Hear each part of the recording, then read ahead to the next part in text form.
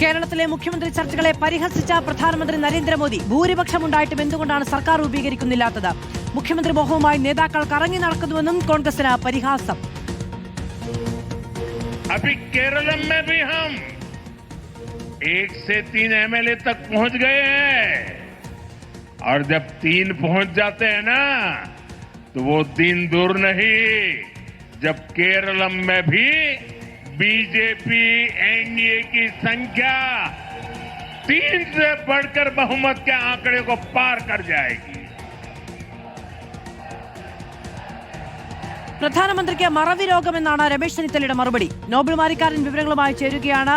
Nobel, ദേശീയ തലത്തിൽ ചർച്ചയാവുകയാണ് കോൺഗ്രസിലെ വടംവലി. മധു, കോൺഗ്രസിന്റെ കേരളത്തിലെ മുഖ്യമന്ത്രി എവിടെയെന്ന ചോദ്യം ഇപ്പോഴും പ്രസക്തമായി നിൽക്കുമ്പോൾ ബി.ജെ.പി. അത് വലിയ രാഷ്ട്രീയ ആയുധമാക്കുന്നു എന്നുകൂടി നമ്മൾ ഈ ഘട്ടത്തിൽ എടുത്തു പറയണം. പ്രധാനമന്ത്രി നേരിട്ട് തന്നെ ഈ വിഷയത്തിൽ പ്രതികരണവും പരിഹാസവും നടത്തിയിരിക്കുന്നു എന്നാണ് ഏറ്റവും പ്രധാനപ്പെട്ട കാര്യം. ഇന്നിപ്പോൾ കർണാടകയിൽ അദ്ദേഹത്തിന്റെ പരിപാടി ഉണ്ടായിരുന്നു. അവിടെ വെച്ചാണ് രൂക്ഷമായ പരിഹാസം പ്രധാനമന്ത്രിയുടെ ഭാഗത്ത് നിന്ന് കോൺഗ്രസിനെതിരെ ഇപ്പോൾ ഉയർന്നിരിക്കുന്നത്. കാരണം കോൺഗ്രസിന് കേരളത്തിൽ കൃത്യമായ ഭൂരിപക്ഷമുണ്ട്, എന്നിട്ടും എന്തുകൊണ്ട് മുഖ്യമന്ത്രി തിരഞ്ഞെടുക്കുന്നില്ല എന്ന ചോദ്യം പ്രധാനമന്ത്രി മുന്നോട്ട് വയ്ക്കുന്നു. ഒന്ന് വേണമെങ്കിൽ 2.5 വർഷം വീതം വെച്ചെടുക്കൂ, അല്ലെങ്കിൽ ഓരോ വർഷവും ഓരോ മുഖ്യമന്ത്രി നിലയിൽ 5 വർഷം 5 മുഖ്യമന്ത്രി എന്ന തരത്തിലേക്ക് കാര്യങ്ങൾ കൊണ്ടുപോകും. പക്ഷേ മുഖ്യമന്ത്രി ഉണ്ടാകുന്നില്ല.